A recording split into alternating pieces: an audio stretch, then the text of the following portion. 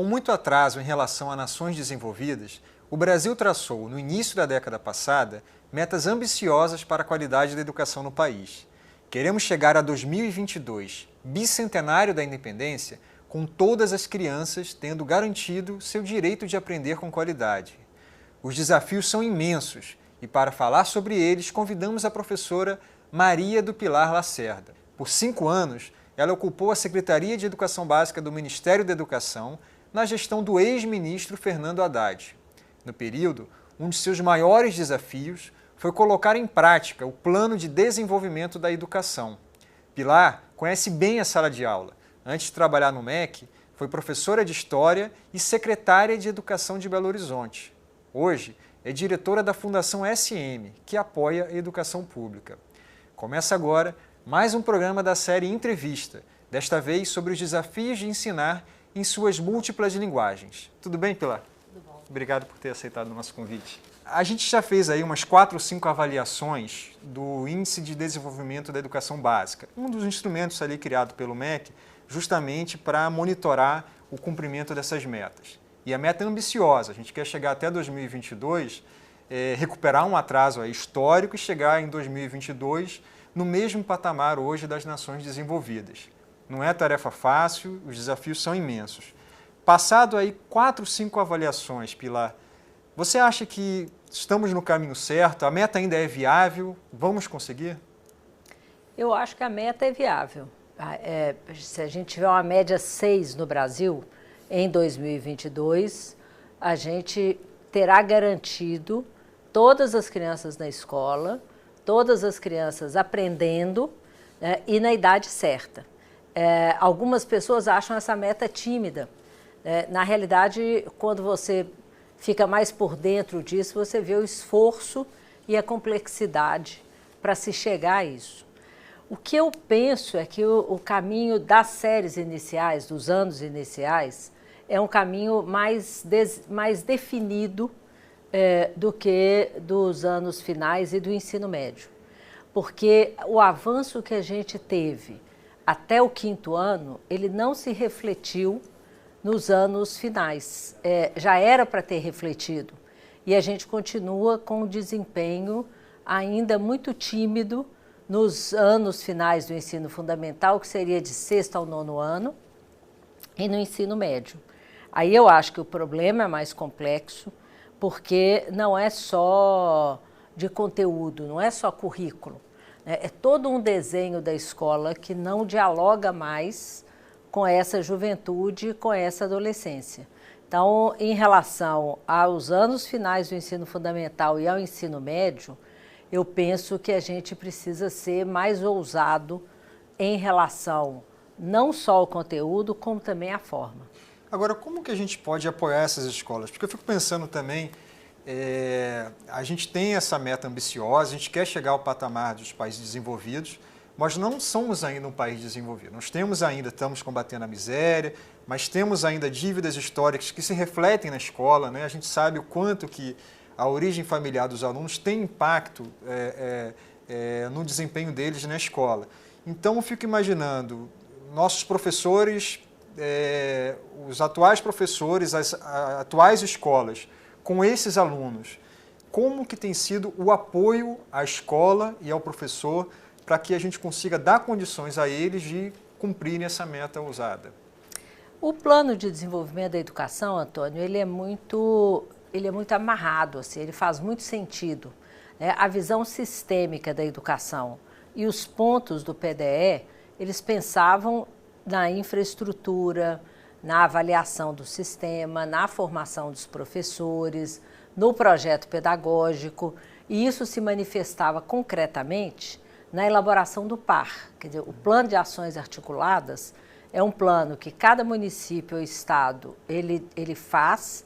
Ao fazer, ele faz uma análise, uma reflexão sobre o estado da arte naquele momento da educação no seu município ou no seu estado, e ele já elabora um planejamento de trabalho com o Ministério da Educação.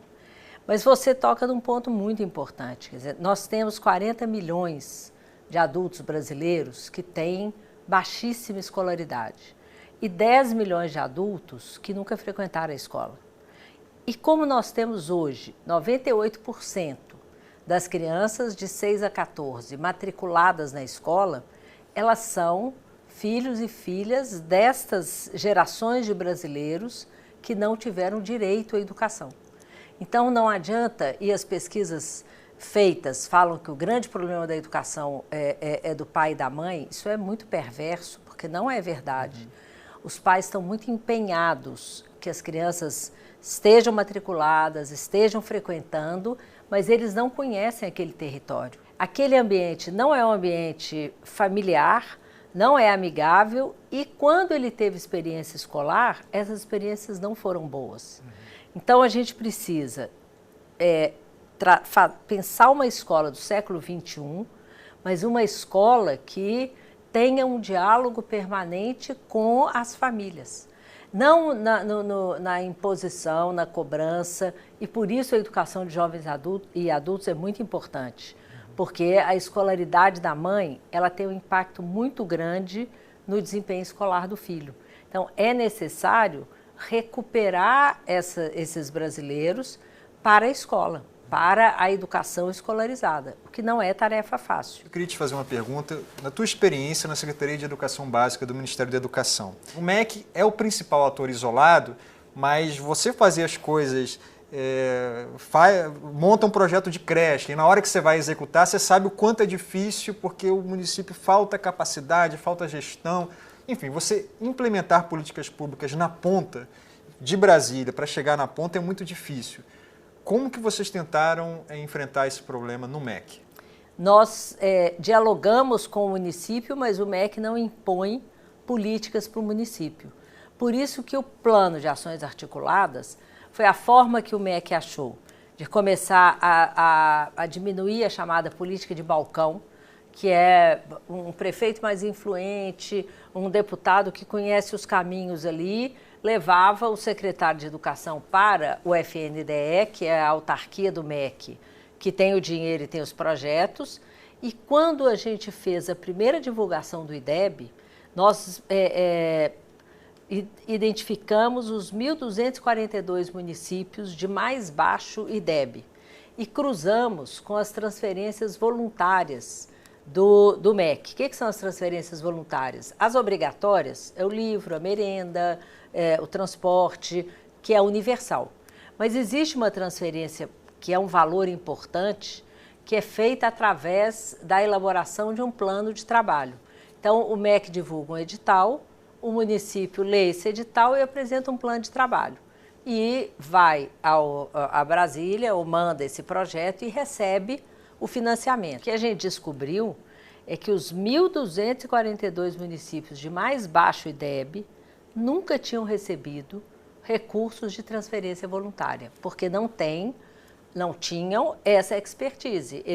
Eu, secretária de Belo Horizonte, tinha 3 pessoas que ficavam encarregadas de ler todos os editais, todas as publicações, ver os projetos que nos interessavam, elaborar o projeto, juntar os documentos, porque a burocracia também é de enlouquecer, e garantir o financiamento. Mas Belo Horizonte não é a cidade que mais precisava. Então, o IDEB, eu acho que o primeiro fruto bom do IDEB é a gente, lá em Brasília, ter tomado esse choque de realidade. Pô, os 1.242 municípios mais frágeis educacionalmente nunca tiveram acesso aos recursos mais importantes do MEC.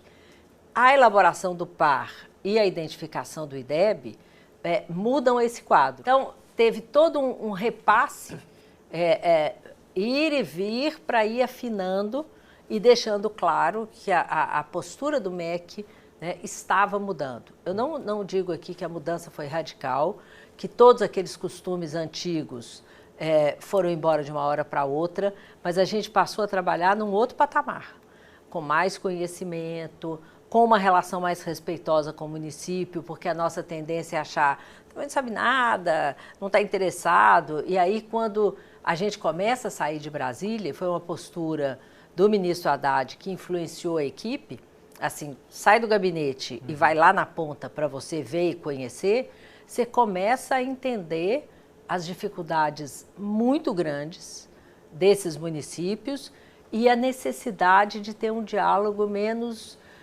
autoritário, ter um diálogo de verdade, né? Não é ter uma fala de cima para baixo. Eu lembro, quando os primeiros resultados começaram a surgir, o então ministro Fernando Haddad defendia muito a tese de que, olha, é uma onda, vai começar nos ensinos, nos anos iniciais e ela vai acontecer no ensino médio. Mas talvez a nossa ansiedade, a gente quer que essa onda chegue logo, e o que parece é que essa onda perde a intensidade. O que está sendo feito para corrigir essa aparente dificuldade de resolver o problema ao final da ponta? Eu começo com a ponta, lá no final, que é o Enem. O Enem terá e já está tendo impacto na articulação curricular do ensino médio. Ainda acho que a gente é muito disciplinar, a gente acaba discutindo só conteúdo, assim, vamos melhorar, vamos, então tira esse conteúdo, coloca esse, e eu acho que há um desconhecimento da academia, nosso, dos técnicos, de reconhecer que o conhecimento é geracional, que essa geração ela tem sede de aprender, e a gente olha o que esses meninos fazem de blogs, de redes, e não são meninos de classe média, aglomerados urbanos, favelas, tem lá uma lan house, os meninos estão ali se comunicando com o mundo. Então a escola não é mais o espaço de passar informação. Foi para a minha geração, que nasci nos anos 50. O que é mais chocante é que a escola resiste bravamente a essas mudanças, e ela ainda acha que é o lugar de ter um professor que escreve, às vezes o professor escreve o texto que está no livro e reclama que os meninos não prestam atenção. Se ele estivesse sentado, ele também não prestaria. Então, a gente está desconhecendo, né, as formas de conhecimento que esses jovens e adolescentes têm, e a escola está muito descompassada.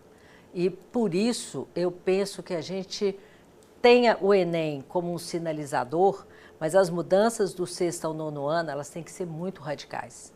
Tem um exemplo aqui no Rio, de uma escola que está sendo implementada na Rocinha, que chama Gente, que é um ginásio experimental de novas tecnologias, que eu sinto um cheiro de século XXI. Assim, mas eu vi algumas escolas em Londres que a gente falou, olha, um cheiro de século XXI.